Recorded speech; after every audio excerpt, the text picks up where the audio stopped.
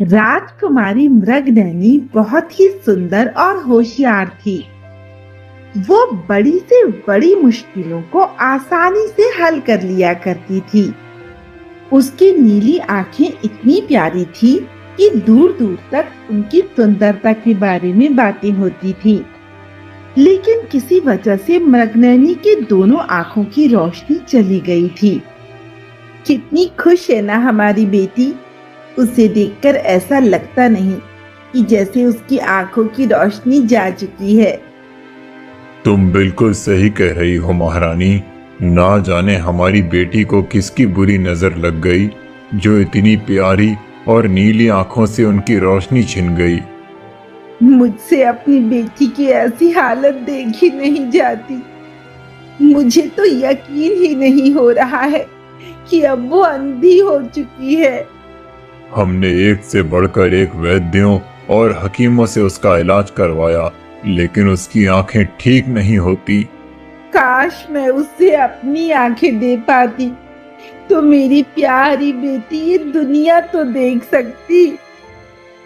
तुम चिंता ना करो महारानी। भले ही हमारी बेटी की आंखों की रोशनी जा चुकी है, लेकिन उसका हुनर अभी भी उसके साथ है। मैं कैसे चिंता ना करूं महाराज।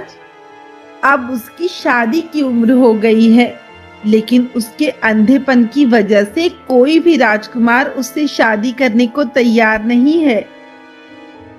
जितने भी राजकुमार उसे देखने आए, उनमें से कोई भी हमारी बेटी के काबिल था ही नहीं, क्योंकि वो सभी हमारी बेटी की कमियां देख रहे थे। उसकी खूबियां तो किसी ने देखी ही नहीं। हमारी बेटी से शादी वही करेगा जो तन की आंखों से नहीं, बल्कि मन की आंखों से देखेगा। महाराज, मैं आपकी बात समझ नहीं पाई। समय आने पर सब समझ जाओगी महारानी। पिताजी, ये फूल कितना महक रहा है, बताओ ना, ये कैसा दिखता है?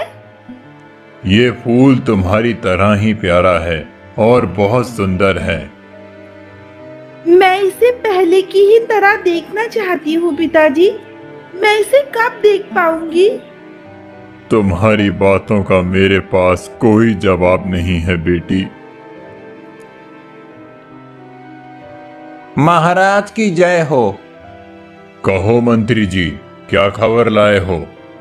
महाराज, राजकुमारी को देखने 3 राजकुमार आए हैं। वो तीनों ही एक से बढ़कर एक हैं और वो तीनों ही राजकुमारी से शादी करना चाहते हैं। मंत्री जी, जाओ और उनसे कह दो कि राजकुमारी किसी से नहीं मिलना चाहती। लेकिन क्यों महारानी? वो इसलिए कि जरूर वो सभी राजकुमार राजकुमारी की सुंदरता से प्रभावित होकर यहाँ आए होंगे, लेकिन जैसे ही उन्हें ये पता चलेगा कि अब वो अंधी हो चुकी है, तो वो सभी उसे नापसंद कर देंगे। महारानी, राजकुमारी के साथ अब ऐसा बिल्कुल भी नहीं होगा, ये मैं आपको विश्वास दिलाता हूँ। वो कैसे? वो ऐसे कि मैंने उन सभी राजकुमारों को पहले ही राजकुमारी के अंधेपन के बारे में बता दिया है, लेकिन फिर भी वो सभी उनसे विवाह करने को तैयार हैं। ये तो बहुत अच्छी बात है मंत्री जी। तब तो फिर हम जरूर उन सब से मिलना चाहेंगे। जी महाराज, आप उन सभी से मिलिए और राजकुमारी के लिए योग्य वर का चुनाव कीजिए।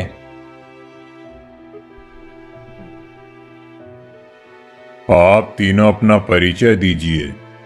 महाराज, मैं हूँ सारंगपुर का राजकुमार अतुल और मैं राजकुमारी मृगनयनी से विवाह करना चाहता हूँ। मेरा नाम राजीव है महाराज।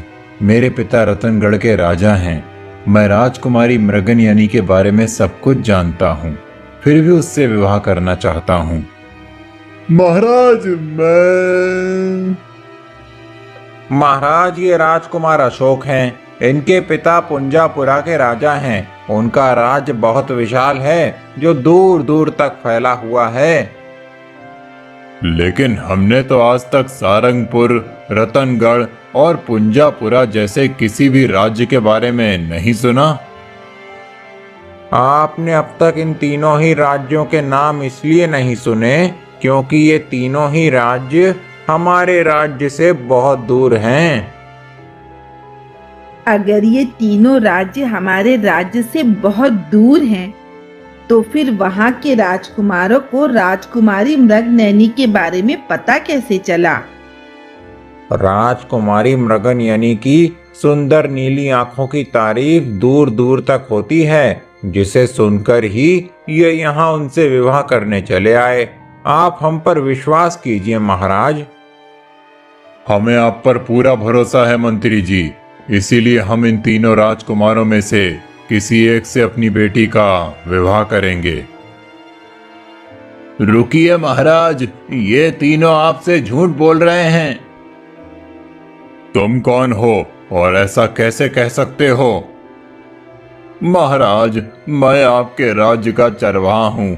कल जब मैं जंगल में गाय चरा रहा था, तब मैंने मंत्री जी को इन तीनों के साथ देखा था और इनकी बातें भी सुनी थी। क्या सुना था तुमने? मैंने सुना था कि संतु आगे कुछ बोल पाता उससे पहले ही महाराज, ये चरवाहा नहीं बल्कि चोर है। इसी ने कुछ दिनों पहले महल में चोरी की थी। इसे तुरंत बंदी बना लिया जाए। राजा गोवर्धन मंत्री की बात मानकर संतु को कैद खाने में बंद कर देते हैं। लगता है अब बहुत ही जल्दी तुम्हारी शादी हो जाएगी। वो तीनों ही राजकुमार बहुत सुंदर हैं, लेकिन माँ, मुझे तो कुछ गड़बड़ लगती है।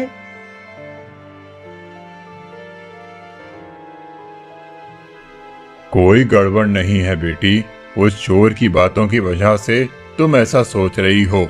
हमें मंत्री जी पर पूरा भरोसा है। हम कल ही उन तीनों में से किसी एक राजकुमार का चुनाव करके उससे तुम्हारी शादी करा देंगे। मुझे तो कुछ गड़बड़ लग रही है।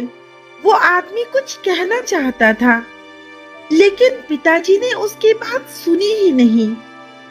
अब मैं कैसे पता लगाऊं कि वो उन तीनों के बारे में क्या कहना चाहता था? उससे मिलकर ही सच्चाई का पता चलेगा।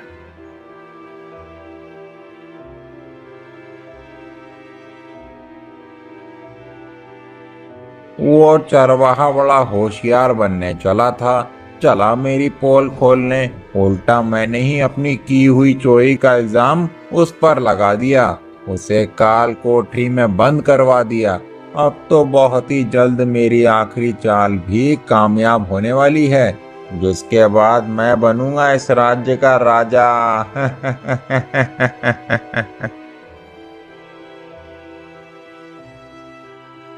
आज हम इस बात का फैसला करेंगे कि उन तीनों राजकुमारों में से हमारी बेटी किससे शादी करेगी और कौन बनेगा इस राज्य का अगला राजा। पिताजी, मैं आपसे कुछ कहना चाहती हूँ। बेटी, तुम्हें क्या कहना है? पिताजी, मुझे उस आदमी से मिलना है जिसे आपने चोरी के इल्जाम में कैद खाने में बंद किया है। तुम उस चोर से क्यों मिलना चाहती हो? मुझे उससे कुछ पूछना है। तुम्हें उससे क्या पूछना है? पिताजी, आपने बिना जांच पड़ताल के ही उसे चोर सिद्ध करके काल कोठरी में बंद कर दिया। अगर वो चोर ना हुआ और सच में एक चरवाहा ही हुआ तो फिर पिताजी, प्रजा का आपसे विश्वास ही उठ जाएगा। और अगर वो चोर है और उसने सच में ही महल में घुसकर चोरी की है, तो भी उसके ये जानना बहुत जरूरी है कि इतने कड़े पहरे के बावजूद भी वो राजमहल में घुसा कैसे। ऐसा तो मैंने सोचा ही नहीं। तुम ठीक कहती हो बेटी, सच्चाई क्या है ये जानना बहुत जरूरी है। बताओ, तुमने राजमहल में घुसकर चोरी कैसे की थी? महाराज, सच कह रहा हूँ, मैं चोर नहीं हूँ, ना ही मैंने कोई चोरी की है। मैं संतू चरवाहा हूँ। तू चोर नहीं है तो फिर उस दिन महल में क्या करने आया था, और मंत्री जी ने तुझे ही चोर क्यों कहा? महाराज, मैं उस दिन मंत्री के बारे में कुछ बताना चाहता था, इसीलिए उसने मुझे चोर सिद्ध करके काल कोठरी में बंद करवा दिया, ताकि मैं उसकी सच्चाई आपको ना बता सकूं। कैसी सच्चाई? झूठ मत बोल। मुझे अपने मंत्री पर पूरा भरोसा है, वो मुझसे झूठ नहीं बोल सकते। पिताजी, हमें इसकी पूरी बात सुननी चाहिए। हो सकता है ये सच बोल रहा हो। बताओ, तुम उस दिन हमसे क्या बात करना चाहते थे? मैं उस दिन गाय चराने घने जंगल में गया था और एक पेड़ के नीचे बैठा आराम कर रहा था। तभी सुनो बेवकूफों, मैंने जो तुम्हें समझाया है तुम समझ गए हो ना। राजा के सामने कुछ गड़बड़ मत कर देना, नहीं तो हम चारों की पूरी जिंदगी काल कोठरी में बीतेगी। तुम चिंता मत करो मंत्री जी, मैं तुम्हारी पूरी बात समझ गया हूँ। तो फिर बता, तू कौन है? तेरा नाम क्या है? मेरा नाम हरिया है।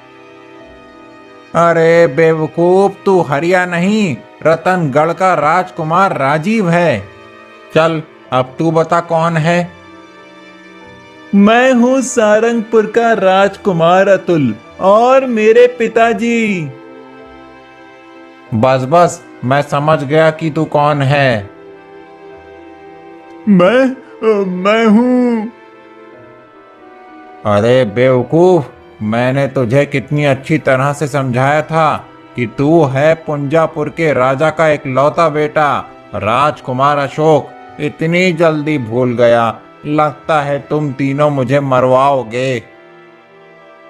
नहीं नहीं मंत्री जी, ऐसा नहीं होगा। हम तीनों भाई आपकी बताई बातों को अच्छी तरह से याद कर लेंगे। बस आप अपना वादा ना भूलना। तुम तीनों अपना अपना काम करो, उसके बाद मैं तुम्हें माला माल कर दूंगा।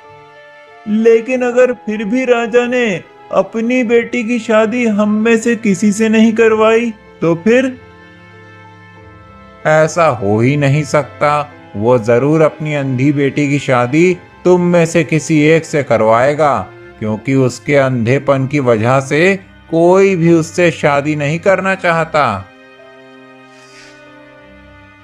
महाराज, उन चारों में से किसी ने भी मुझे नहीं देखा था। इतनी बात करने के बाद वो सभी वहां से चले गए थे। उनकी बात सुनने के बाद मैं आपके पास आया ताकि आपको आगाह कर सकूं, लेकिन आपके मंत्री के कहने पर मुझे चोरी के इल्जाम में काल कोठरी में बंद कर दिया। एक तो चोरी करता है और हमारे मंत्री के खिलाफ झूठ भी बोलता है। भला मंत्री जी ऐसा क्यों करेंगे? वो हमारी बेटी को अपनी बेटी मानते हैं। तेरे झूठ की तुझे कड़ी सजा मिलेगी। राजकुमारी की शादी होते ही तुझे फांसी पर लटका दिया जाएगा। मैं झूठ नहीं बोल रहा महाराज, सच बोल रहा हूँ। मुझे फांसी की सजा मत दो, मेरा परिवार भूखा मर जाएगा।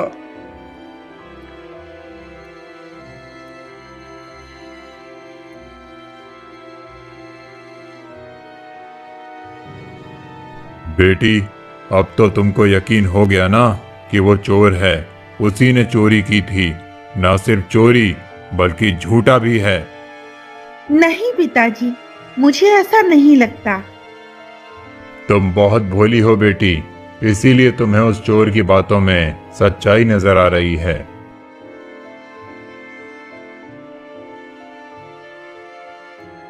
महाराज की जय हो। महाराज, तीनों ही राजकुमार आपके फैसले का इंतजार कर रहे हैं। तुम चलो, हम अभी आते हैं और अपना फैसला सुनाते हैं। जो आपकी आज्ञा महाराज। मैं ये औषधि हिमालय के बहुत बड़े वैद्य के पास से लाया हूँ। हो सकता है इसे खाने के बाद राजकुमारी की आंखों की रोशनी